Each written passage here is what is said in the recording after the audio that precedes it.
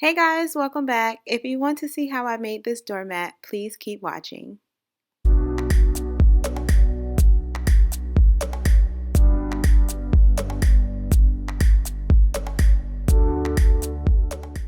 So for this project, of course you'll need your doormat. I purchased this one from Target. They were on sale for $6, but regular price, I believe they are $9.99. They also sell them at IKEA. You would also need a clothing iron, freezer paper, and outdoor acrylic paint. And finally, you're going to need your Cricut machine and a 12 by 24 inch mat. So right now I am working in Design Space. I have already chosen my fonts that I would be using for my doormat. The I'm Probably At is a font that I purchased, and the Target is a font that was already on the Cricut Design Space. I will leave all the font information down below. I do not remember what the fonts were off the top of my head. Sorry, but they will be in the description box below. So guys, the dimensions for my design was 20 inches wide and 11.5 inches in height. I will also leave that information in the description box below. I wanted the design to fit perfectly in the middle of the mat and not take over the entire mat, if that makes sense. So now that I have everything ready to go, let's hit make it. But first we have to put the freezer paper on top of the mat. So let me show you how I did that. So take your freezer paper and cut a piece long enough to cover the entire mat. And once you finally get a piece off, as you can see, I was having a hard time. But once you finally get a piece off, you're going to put that shiny side facing up.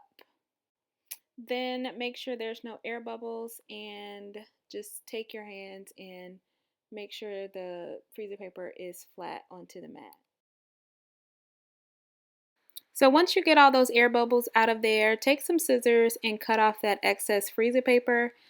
It will not fit in the machine if you leave that paper on there, so just cut around the edge and be careful not to cut your mat as well. Yes, I know my mat is bent. I ordered it from Cricut's website on Black Friday and it was sent to me this way. It's really not a big deal. It hasn't been giving me any trouble. Okay, so we're back in Design Space. You want to make sure your image is mirrored because we are cutting on shiny side up. And for the material, I searched for freezer paper and I did not see it, so I used parchment paper instead. So now we're ready to load our mat and let the Cricut do its thing.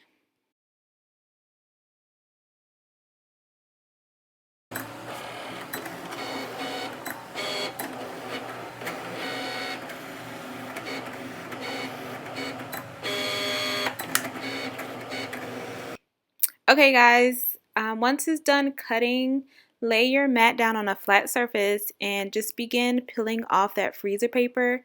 But be very careful not to make any rips or tears into it. So because you're creating a stencil, so be very careful when you're peeling it off. You're leaving the letters on the mat and you're peeling off what will be your stencil.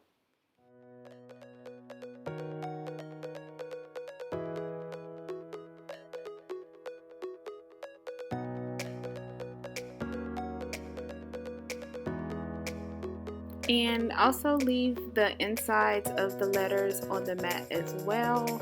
You can peel them off, but don't lose them. I'll show you what to do with them later.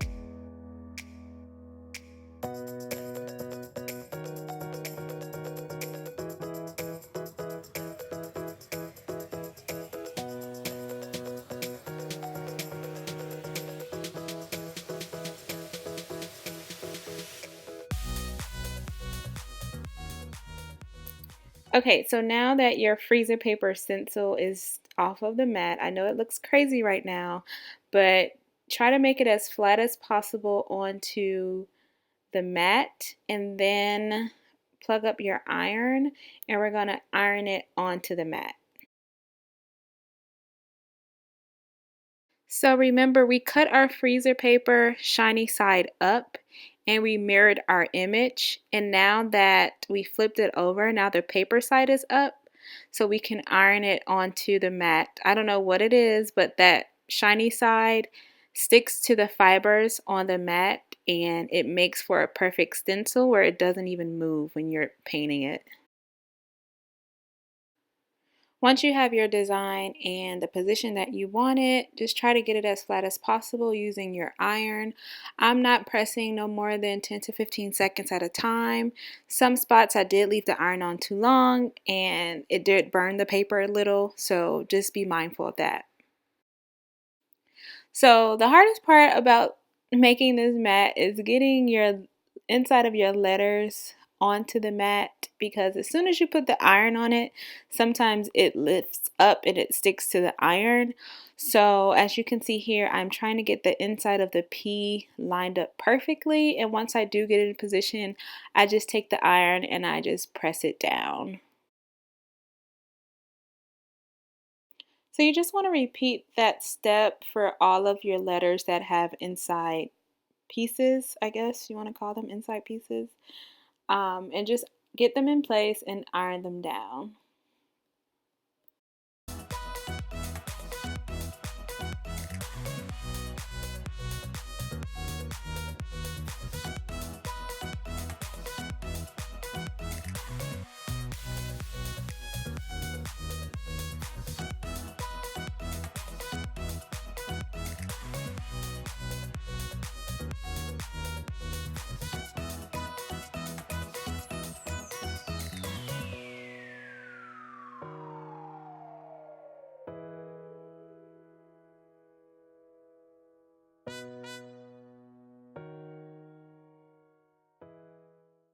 Okay, in my opinion, the hardest part is now over.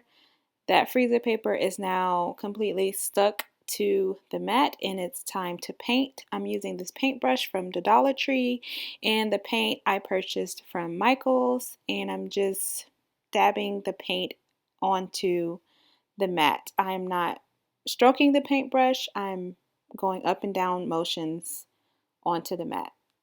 Make sure you're pressing down deep so that the paint can affix itself down onto the mat where it doesn't look faded. You want it to look as dark as possible so it can last that much longer.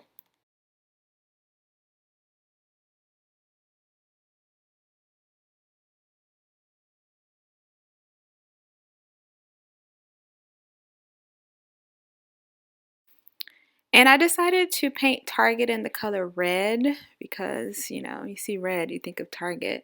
I really wanted a darker red. However, with all of the paint that I had, I did not have a dark, deep red. The burgundy just didn't look right, so I decided to just go with this regular red.